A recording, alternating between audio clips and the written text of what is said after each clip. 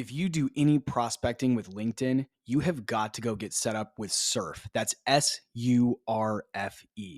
It's a tool you can use to add new contacts to your CRM system directly from LinkedIn in seconds. I'm using it every single day. I add contacts, follow my deals, keep track of notes, and it ends up saving me a bunch of time on prospecting and outreach, which means I can spend more time moving my deals along. The data is always 100% accurate since I don't have to copy and paste all the fields over from each and every contact that I want to put in my CRM. Instead, Surf does that all automatically with just one click in about 60 seconds. The team over at Surf has put together a very special offer for fans of sales players. There's a link down in the show notes, and you can use the promo code JWSURF5. Don't forget the E at the end of Surf. That's JWSURF5 for 5% off your first year. Don't spend another minute doing things manually. Go get set up with Surf. This episode is sponsored by Apollo, a tool that's helping me to open doors and close deals faster. Wanted to share it with you. Apollo is a complete end-to-end sales platform, letting you email, dial, connect on social, build plays, and schedule meetings. With conversational intelligence transcribing my calls lately and reminding me to act on my next steps to drive deals across the finish line, it's been a lifesaver. It's no wonder Apollo is the most loved sales tool on the planet. Thousands of users rank Apollo as a top tool on G2. Start today completely free and see how Jesse and I use Apollo. Sign up in the show notes below or at thesalesplayers.com/Apollo. That's thesalesplayers.com/APOLLO to start your free trial. Today, we're speaking with Quinn. Corey is the former CMO of Scorpion, a company that he helped grow from 20 million to 150 million in 6 years. He is also the host of the Vertical Go-to-Market podcast and the author of Anyone, Not Everyone. This is a great conversation where he shared some of the lessons he learned from building the outbound motion for Scorpion and growing into 150 million in revenue. And we talk about a bunch of different tactics. He shares some of the campaigns he ran and plays that he ran that helped them grow the company and some of his learnings along the way. We talk about his book and the process that went into creating that book and a bunch of other topics. So with that said, here's Corey.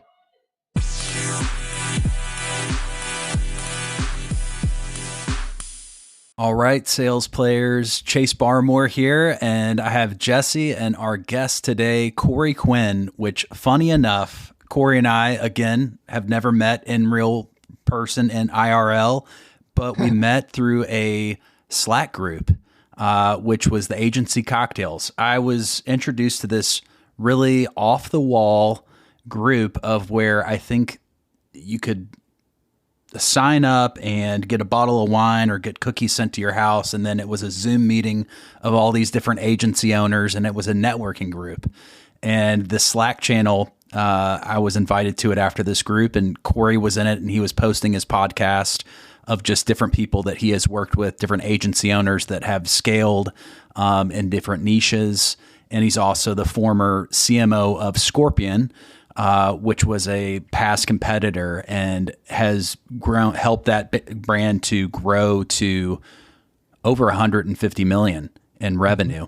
So really excited to have you today, Corey. And I love the consistency of seeing you on LinkedIn. And I think you just came out with a book. So would love to learn more about your book that you're either coming out with or it hasn't launched yet. I can't remember, but I love seeing your face, and thanks for coming on the show. Thank you. Yeah, and maybe a good I'm sorry, not to cut you off, Corey. Maybe a good starting point would be just to tell us a bit about how you got started. But yeah, of course, introduce yourself. Give us kind of the overview. Absolutely. So thank you both, gentlemen, for having me on. This is a real treat for me. I come from a sales background, despite the fact that my last in-house title was Chief Marketing Officer. So my sales career started off after college, went to UC Santa Cruz, go Banana Slugs, where I came home, started a dot-com business back in 98, 99, where we raised about $6 million to launch a live on location streaming media business. This is long before iPhones ever existed. And I had a business partner at the time. He was the technology dude and I was the business guy. And I would basically sell new deals for our startup. And that business went well for a couple of years. The .com sort of implosion happened, and then unfortunately we had to fold the business.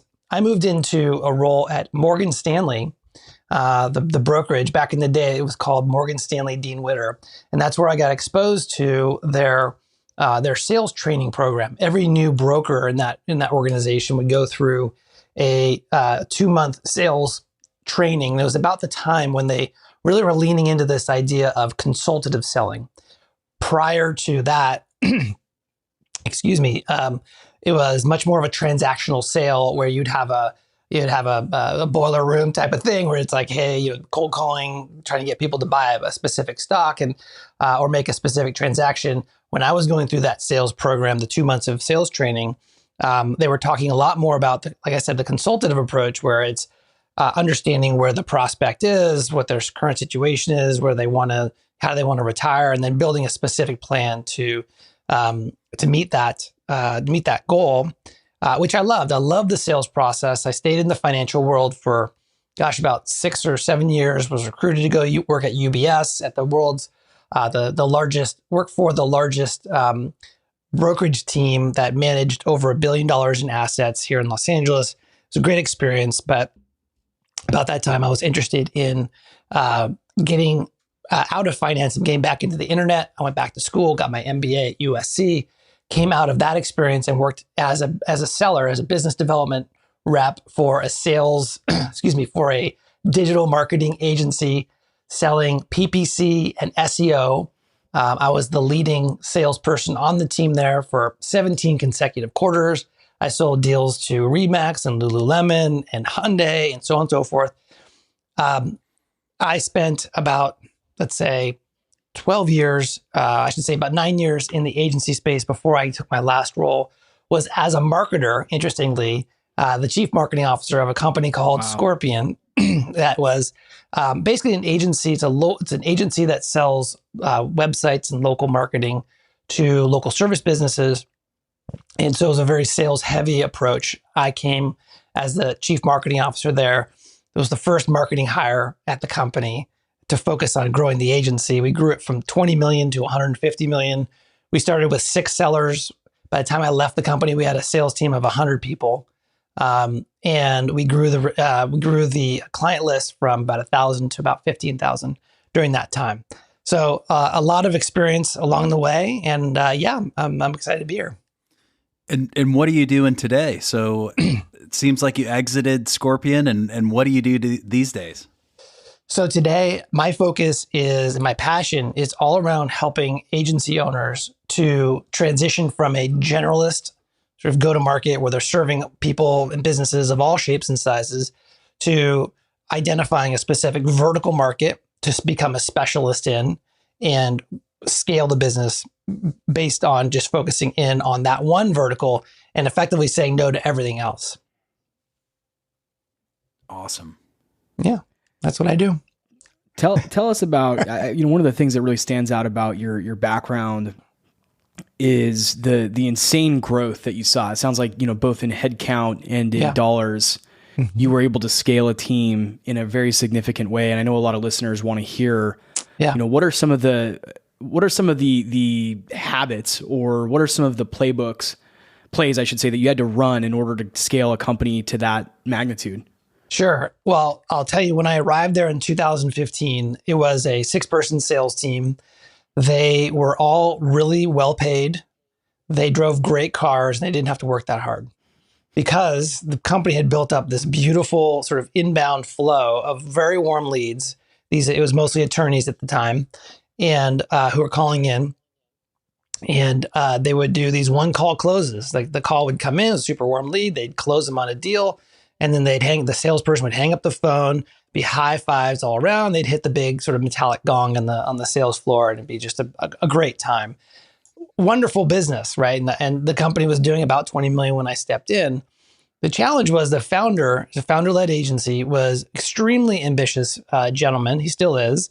And he wants to help a lot more people than what he was able to sort of reach doing the things that they had done to get to that point. And so, again, it was an inbound only sales motion. And so what we did is we first off, we sort of formalized the sales process. We gave the sales team quotas and those basic things. But also we introduced outbound, which was a foreign subject, foreign topic to these sellers who didn't have to make the uncomfortable outbound cold calls and reaching out. They were used to just receiving these warm leads. And so that was a big process. It was a big undertaking where we went from inbound only to inbound and outbound. So I could talk about that process. And then the other thing that was really instrumental to our growth was we added on additional verticals to the primary focus, which again was attorneys. 85% of the business was attorneys. We evolved and we added in home services. But the thing that was interesting and that ended up working out for us really well was instead of having the sellers who were selling to attorneys also have to sell to home service businesses, we actually hired a separate sales team and help them to get up to speed with the specifics of the buyer and the home services buyer, the plumbers and the HVAC technicians. And as a result of that, we were able to scale it quite quickly. There's some stories there I could talk about. And basically at that point, we just rinse and repeat for a couple other verticals, which allowed us at the end of the day, as I mentioned, to grow revenue past 150 million, got to 200 million by the time I left. Yeah, let's dig into some of those stories you mentioned, just along that journey of growth, setting up new verticals. Yeah. Shifting the mindset from inbound to outbound, and then kind of creating experts within the team who can focus on a specific industry. Well, there's a lot there, but the one that I would say that helped us to scale the second vertical, which again was home services. These are local service businesses like plumbers, electricians, and roofers, and HVAC technicians. And the thing that we tried to do is we actually tried to do kind of what I was saying, which is have the carved out some of the sellers, the legal sellers, and have them sell into home services. And it wasn't until this guy, his name is Travis Carter, he's still there. And Travis was on the legal sales team, and he was sort of a great guy, big personality, really hustler, and worked really hard. He was never at the top of the sort of the leaderboard, if you will, for on the sales team, but he was always in the top third, let's say. And it wasn't until we moved him over to home services that he really began to shine. And the reason why was because he actually used to be a home service business owner. Right. And so he'd get on a call with these plumbers and be able to talk as if he was one of the guys. Right. He knew exactly what it was like, the struggles, the pains, the challenges of running a small home service businesses. And when it comes to marketing, if you're familiar, a lot of these home service business owners are very skeptical. And the fact that he had that background allowed him to disarm a lot of that, the friction and the objections that were sort of inherent in that sales process. And that really taught us the power of having a specialization in that vertical. We took that idea, it was kind of lightning in a bottle, and we invested in hiring and training more of our sales team who are dedicated to home services into not just, the SEO and PPC nature of that business, but also what it's like to really run that business. And, we read a book at the company, at the agency. I'm not sure if you guys are familiar with it, but it's called Eat Their Lunch. I'm looking at my bookshelf. Eat Their Lunch by Anthony Iannarino. I think I'm going to screw up that last name. I've heard of it. Yeah, I've heard it's really good. It's if you're in a competitive category, and there you go. I have not actually spent time personally in an agency, a digital agency, but I know that is a hugely competitive category because there's, I don't know how many tens of thousands or millions of agencies there are in the world. Literally, it must feel that way. Yeah. So I can imagine it's a really helpful book for anyone selling in agencies, is, how to differentiate from the competition. Yeah. The crux of it is that the way to differentiate is to become a strategic advisor. Not to be a transactional salesperson, but to understand that buyer's business in some cases from a different perspective than they would from a marketing perspective, and that's how you differentiate. You're not trying to sell them something. You're an advisor who's helping them to grow, right? Collin, let me ask you a question here about you worked in an agency where you were selling PPC directly. Were you going after outbound for those larger companies, or were those inbound deals for yourself? Talk to me about your process as an individual contributor. So it's interesting. It's kind of a bigger story wrapped around that. So the business, the agency I was working for, was called the Search Agency, and it was founded by a graduate from HBS, Harvard Business School. And the way that we got our deals, really, just being transparently, is he had an amazing network of other Harvard Business School graduates, as well as people who had graduated before him. And so he had kind of on a first name basis was able to call up or get in contact with the CEOs and the CMOs of all these really large brands that he was selling into. And this is back in earlier days in the internet marketing world where it wasn't as crowded. And so that from a seller's perspective, yes, we did cold calls and we'd hired some third party cold call company to try and warm up leads for us. That didn't work out.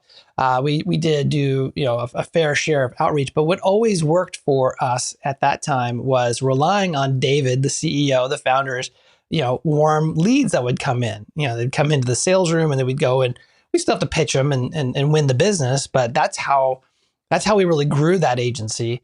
The interesting thing is that the same thing happened again at the next agency I worked at, which was a company called Science, and it was founded by the ex-CEO of MySpace, which is, the MySpace, right? And so he too had a golden Rolodex of connections of people obviously advertising on MySpace. He knew a lot of these big brands. And so as a result of his network, again, on the sales team, he was able to funnel in really warm sort of leads, allowed us to sort of win these opportunities directly. It wasn't until I got to Scorpion, I mentioned this sales floor where these warm leads were coming in. And what was interesting was that the attorneys that were calling in and closing on the first inbound call, signing up to a 12-month agreement, to work with Scorpion, those attorneys did not know who Scorpion's founder was. And they didn't care who Scorpion's founder was. It was never a part of the conversation. What they cared about was that they wanted to work with a business who understood attorneys and could solve the specific problem that they had. Very interesting. I would ask you, if you have a founder that has these connections, what is the way to help them? Or if you are a founder that has connections to a network, how do you start to go about distributing those leads to a sales team so that they can actually qualify and sell those? And then also building out structure if you don't have a network. So the way to start is you need to find a really high quality, salesperson. What I mean by high quality is very personable, someone who is empathic, but also hungry and all those good things. And the reason why I say that is that as a founder, and as you're extending your network and you're reaching into your network and you're bringing in these deals, these potential clients to your agency or your company, this salesperson is going to be a direct representation of you, and let's call it your brand, right? So you really want to make sure that they have the sort of the soft skills built in. And the way that we did it at the search agency, with that first agency I mentioned, is that the founder would get the lead, and then he would probably sit in on the first meeting, sort of the introductory meeting, uncovering, discovery, and whatnot. And then from there, the salesperson, myself or other people, would sort of continue the conversation past that first meeting. And I think the value of that from the prospect's perspective is that they're not just being handed over to some salesperson, right? There's a transition, and as well as from the CEO or the founder's perspective, they make sure that they're really setting the seller up for success. Let's say the seller is involved, they have the relationship established. And if it turns out that the seller is not, delivering, then the CEO, the founder, you could take that back. I got a number here. Yeah. Oh, sorry, y'all. I just was taking a quick screenshot. I didn't know I was going to do a I don't know what that is. Okay, all right. Sorry. This is for the social post later. We can cut this part out, by the way. Sidebar is that we're testing this Descript product out, and I was like, what happens if I push this? Yeah. And that's pretty cool. It actually it does the whole social post and everything. Don't share that one. That's awesome. I was not looking at the. All right. Yeah. Well, while we're off topic, why don't we do another one? So it'll give us the countdown here. Sure. We're ready. I was trying to make it look organic, like we were actually saying something, so it looked like we're having a real conversation, and hopefully that's what comes out the other side. Let's see how we do. There we go. It looks pretty organic. Yeah, Looks good. looks like we're having a party. There we go. Yeah, it's fun.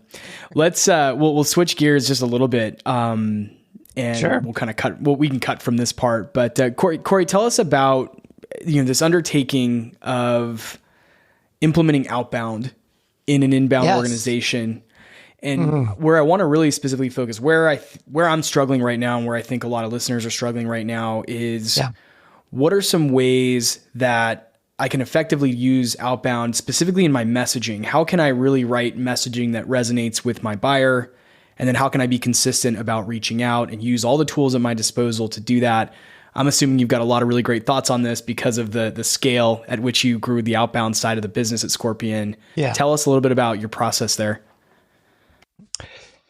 Yeah. So the context is OG legacy sales guys who've been around for years and years and years, and they're used to really, like I said, they've got a good gig, and it's all working really well. Here comes this new CMO who wants to bring in outbound and kind of rain on their parade. Not a great update. So how we did this, and by the way, there was another person, a counterpart that was also brought in, Jamie Adams, and he came from Reach Local, which was a sort of a larger competitor in the space. Yeah. And he and I, implemented this, and the way that we did it, I'll give you the cliff notes. Effectively, we hired a third-party sales trainer who was an expert in helping to train in sales teams in outbound.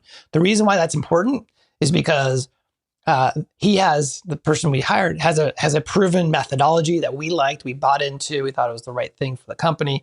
And so there was a clear structure, there's a clear training process that we could run. That's number one. Number two is that we joined the sales team on the sales calls. We did the outbound too. We would celebrate the micro wins. We would also do something. Yeah. And so it was a very visual, it was a very sort of visible effort. Like the whole sales team was doing it. We would do cold call hours, and it would be kind of a new muscle that we were building as an organization.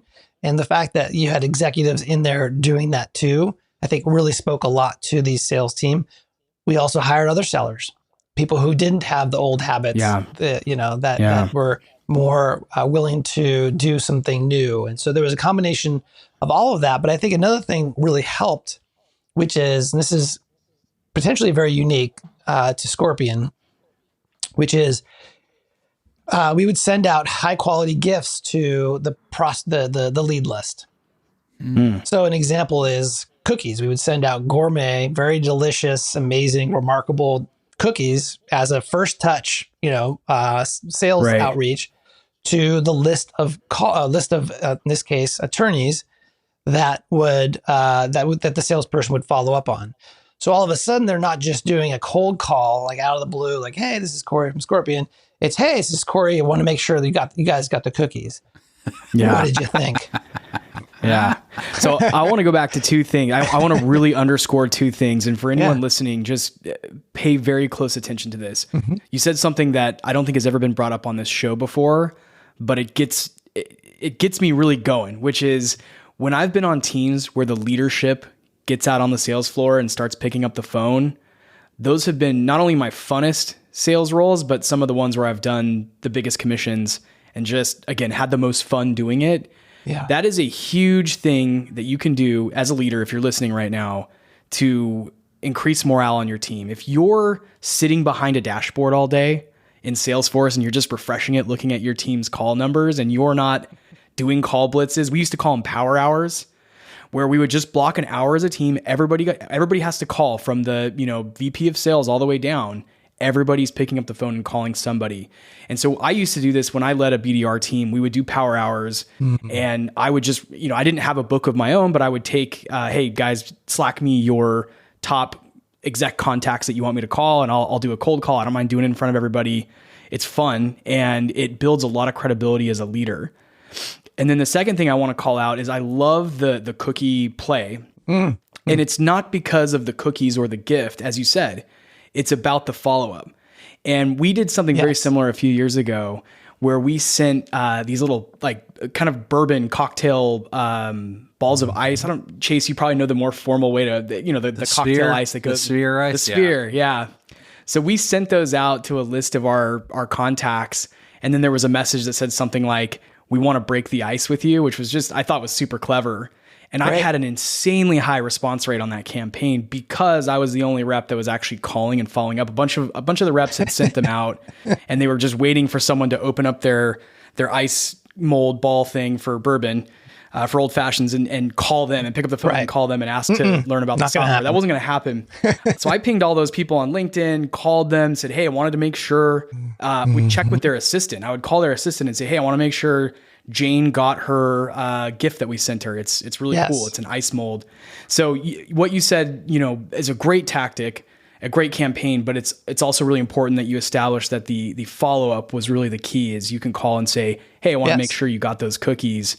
Now that I have you on the phone, do you want to learn a little bit more about Scorpion? Yeah. So it worked so well for us that we built a whole sort of habit. It really became a big part of our strategy. And I'll be specific. So we would send a gift to the same list every quarter.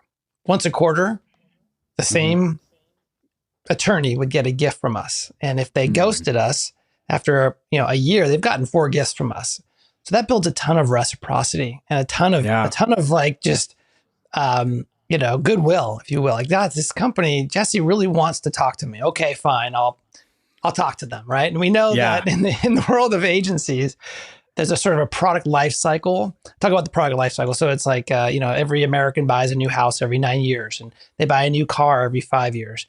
Well, we knew at Scorpion that an attorney would be with their agency on average about 3 years. And so if we kept them on this gift list, and we would send them a gift once a quarter for 3 years, we'd know that on average, every single one of those attorneys would be in the buying process, right?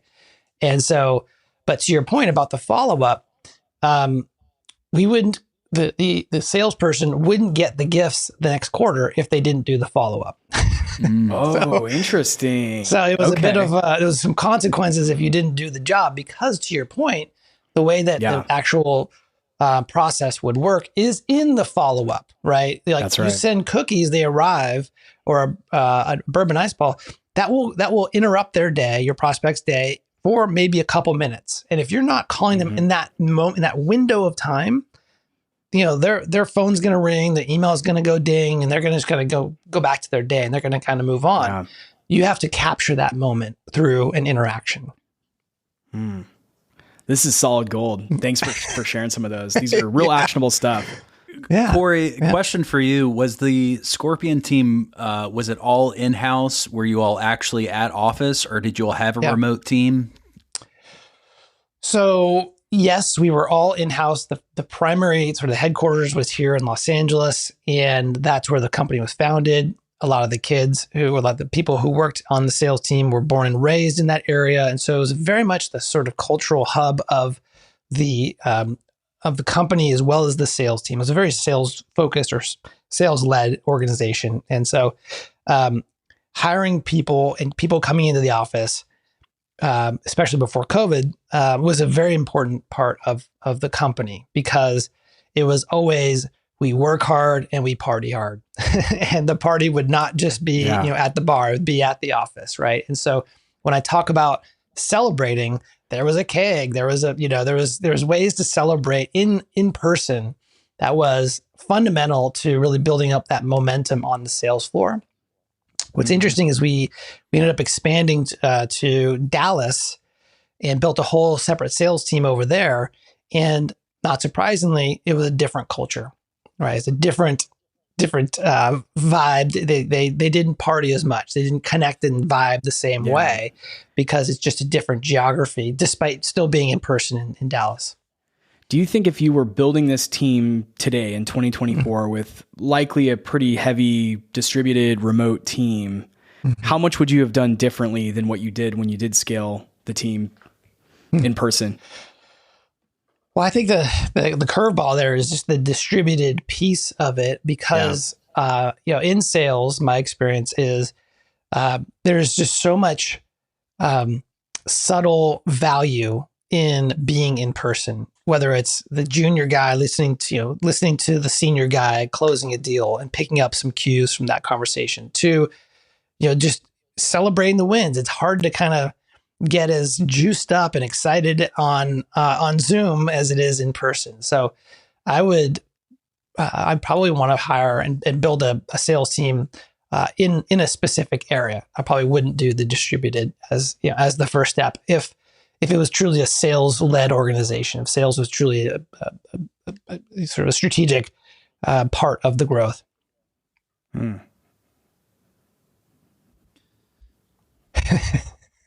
Well, Corey, talk to us about what are you seeing from agency owners these days of like, what is the number one pain point that most agency owners are coming to you with their sales team, or is it marketing or, what is the biggest pain points that you're starting to see from these agency owners coming to you? I think the most sort of acute pain point that they're having right now is they can't get outbound to work, and they're too heavily dependent on inbound, and inbound is harder than ever. Yeah.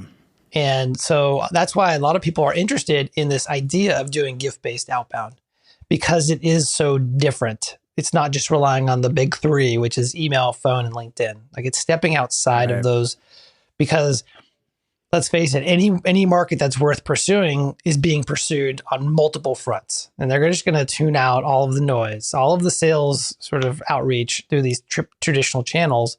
But when you send a video brochure, or where you send cookies, or you send them a book with a handwritten note in it, that's a way to really build, sort of bypass a lot of the noise and go direct, and to have a better chance of building a direct relationship with them. And are you using a tool that is capturing, like, are you sending these out via Shopify, or what is the tool that you're using to actually see, okay, this was delivered. Now I can follow back up with this person, or, it's at the post office. They haven't picked it up yet. So I was doing a lot of this back at Scorpion before the days of a lot of these sort of platforms that have popped up. So I'll tell you about how we did it. We would we'd find a vendor, let's say a cookie vendor. We would work with them to create a custom tin and a custom note that would go in it. So it was a very sort of specific and bespoke order process, and they would work with us on that. And then we would either work with them or another vendor to ship it out, to do the fulfillment. We call fulfillment, right? So we'd send a list, and then they would send the package out. And then part of our requirement was making sure that that there was tracking included as part of the delivery, and we would bring that into our CRM so that we would be notified when the package arrived, so that we could time the follow-up, right? And so it was, I would say, maybe a painfully manual process, but we felt that was required for us to be able to really make sure that all the touch points lined up. And when would you say is the best time to follow up with somebody that you've sent cookies to? So if you think about it in like sort of a quarterly basis, you have the quarter starts, let's say, or argument's sake, that on day one, when the gift arrives, the sales team, as soon as that they're trained, they're ready to go, the gift arrives at their prospect's office. That's the day they call when it arrives. If they don't get them on the phone, they leave a voicemail and they send an email.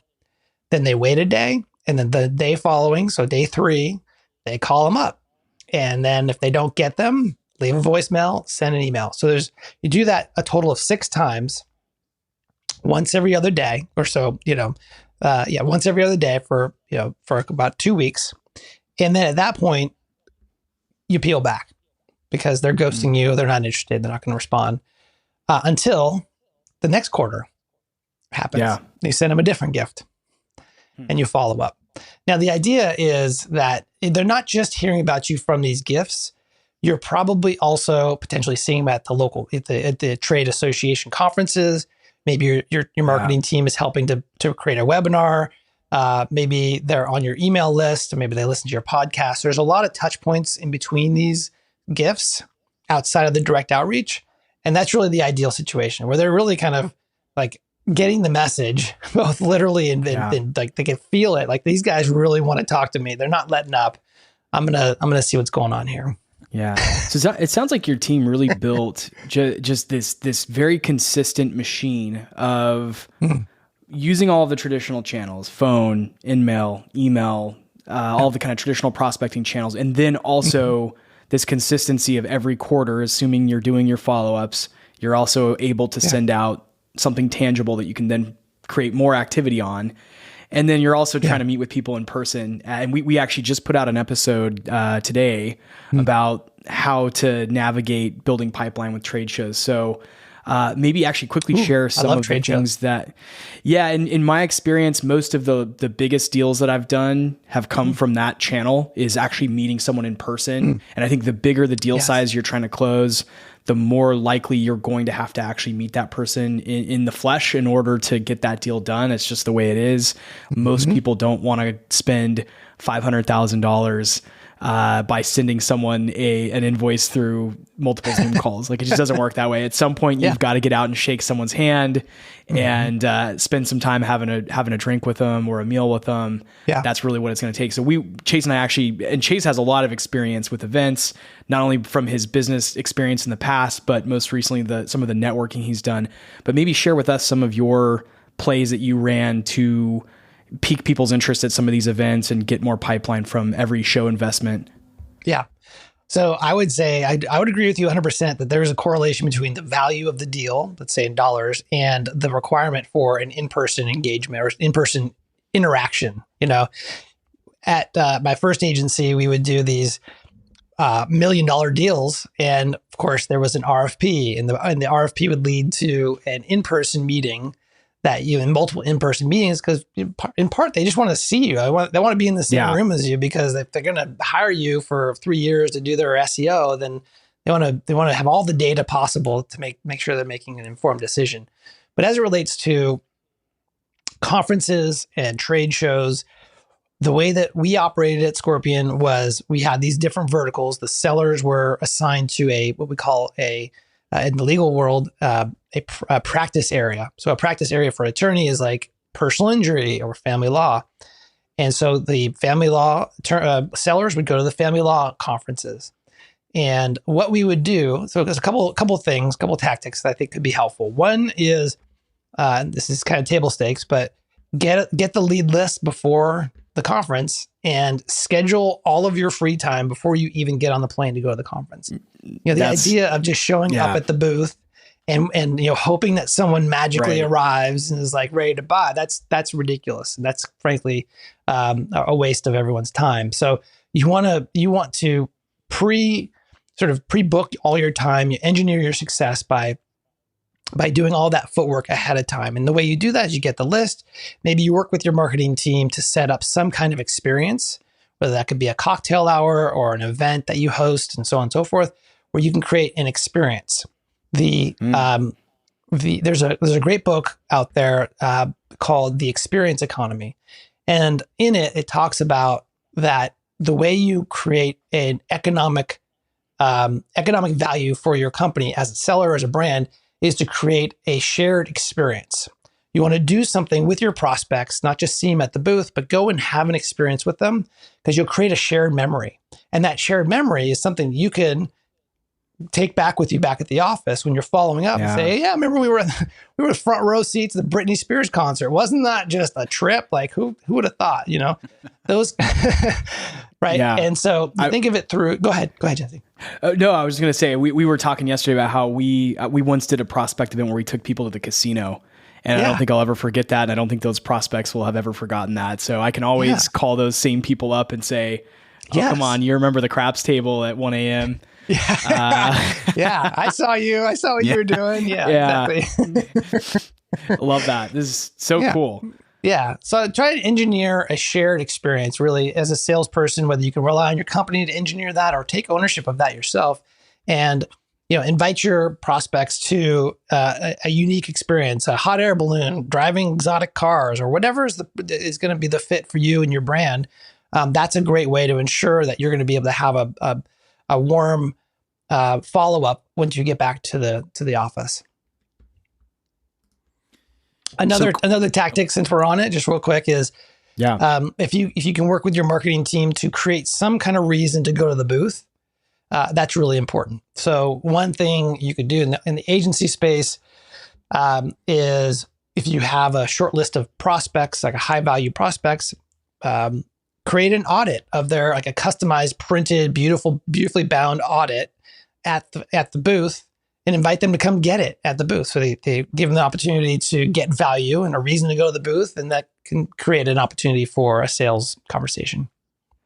We just had that idea on our episode that just went out, was because we try to appeal to everybody, and we realize there's listeners out there that are like, well, my marketing team's not going to spend money on an event, or they're going to spend the bare minimum. They're not going to spend any extra on gifts, or we're not going to have lots of cool swag. And so we were brainstorming, fine, make your own incentive and whatever that. And it could be just a website audit. It could be a campaign audit. It could be a write-up, or even like an open letter to the people attending. Hey, thanks for stopping by our booth. Here's what we observed in your current campaigns that we think we could improve upon. It doesn't have to cost money. You can, with a PDF file, probably generate some interest and some incentive to come stop by the booth. Yes, exactly. And always with the lens of what's in it for them. Like, prospects are smart. They know that you're inviting them to the booth so you can have a sales conversation, but maybe if you can give them some type of value in exchange for their time, that's always a way to kind of improve your odds of success. Corey, I'm looking at your LinkedIn profile right now, and something that's I've actually new to this is I call myself a recovering entrepreneur turned SaaS sales executive. But in the last few years, I've been hearing about these fractional CMOs, fractional CFOs, fractional people, and you say that you're a fractional CMO, and I would love to hear about how you can come into somebody's company as a fractional, and how does that really work in helping teams? So the way I think about it, I think it's because it is so new, it's evolving, and the sort of there's different definitions floating out there. But the way that I think about it is I've got 27 years now of sales experience, marketing experience, been through a couple of interesting company growth stories. And so I have a lot of value that I could potentially, for the right prospect, right company, I can provide a lot of value. And so it's for those businesses that maybe are struggling with a unique problem or a specific problem that I have background in, that I can come in from a strategic perspective, be able to identify the gaps or the challenges, and be able to help them to navigate and cross those gaps and to get through that based on, again, the sort of the expertise that I bring based on my specific experience. And are these companies finding you? Are you prospecting these companies? How are people finding you?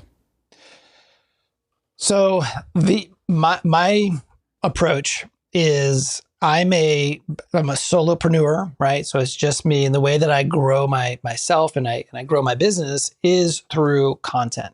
And so the way that there's different channels that I produce content, and before I share those, the strategy is I have a specific topic that is very, very sort of narrow, and I'm speaking to a narrow audience about a specific topic over and over and over again over a long period of time.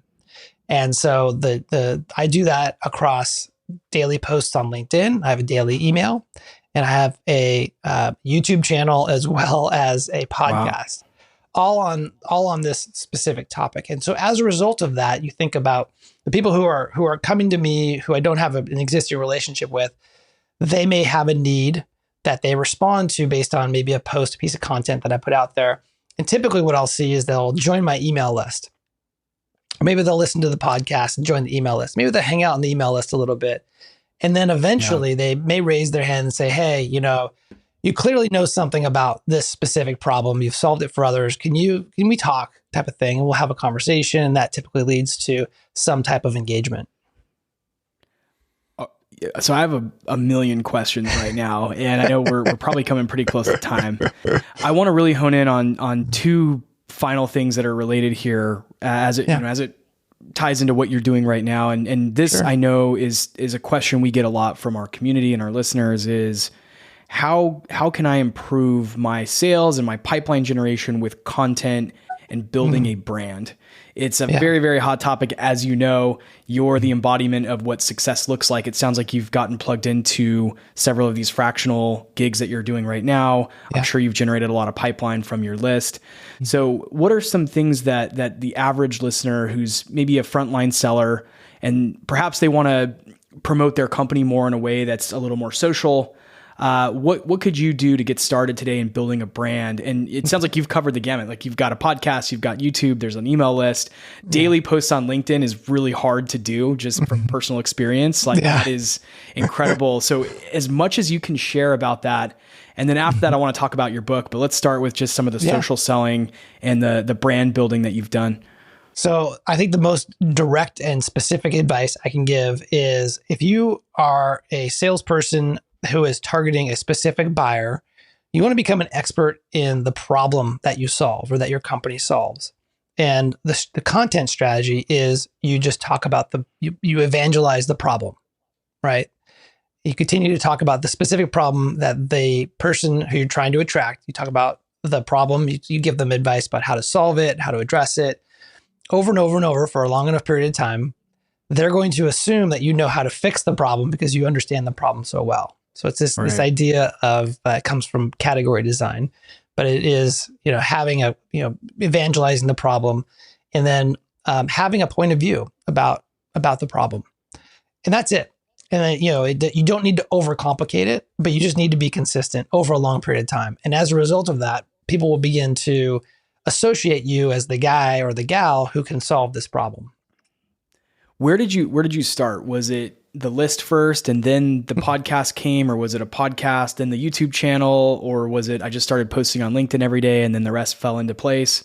Yeah, so it all is based on the email newsletter. It is the one channel that I control a direct one-to-one relationship with my audience, let's say. The challenge with LinkedIn or Facebook or these other channels, as we know, I could post something on there, great piece of content that maybe a third, if I'm lucky, maybe 5% of the audience who is following me will see. Versus an email, I know that if I send out that same content over email, 100% of my audience on my list will see that that I've created that content. Whether or not they open the email, that's a different topic. And so my whole strategy revolves around building my email newsletter. My book is for building my newsletter. My podcast is for building my newsletter, subscriber list. Everything I do, because that is the best channel today to communicate with my audience. So are your LinkedIn posts recycled newsletters, or yes, I hate to use the word recycle, but are they just repurposed? It's literally, I write my email every day. And then when I write the email and I send it and I post it to my blog so I can get some SEO juice on that over time. Nice. And then I also put it into LinkedIn. I may edit a little bit for LinkedIn because social is a little bit different as far as the hook and whatnot. But that's basically the daily plan. What service do you use for the email and for the blog piece? Yeah, so I'm using Kajabi, which is a platform. Yeah, it's a platform for course creators and whatnot. My plan has always been to create a course. I've not gotten there yet, but that's why I'm on that platform. It's a pretty good, email platform, website, blog. They also have a podcast product that I use as well. Wow, I didn't actually know that. Yeah, I've heard of Kajabi. I actually talked to one of their execs once. I was trying to sell to him, funny enough. But I've looked at them. We use ConvertKit over here, and we're liking it so far. Yeah, but I am on the market for a blog tool. So I'll have to take a closer look at Kajabi. Yeah, it's good. So last question here. You wrote a book, and that book is titled Anyone, Not Everyone.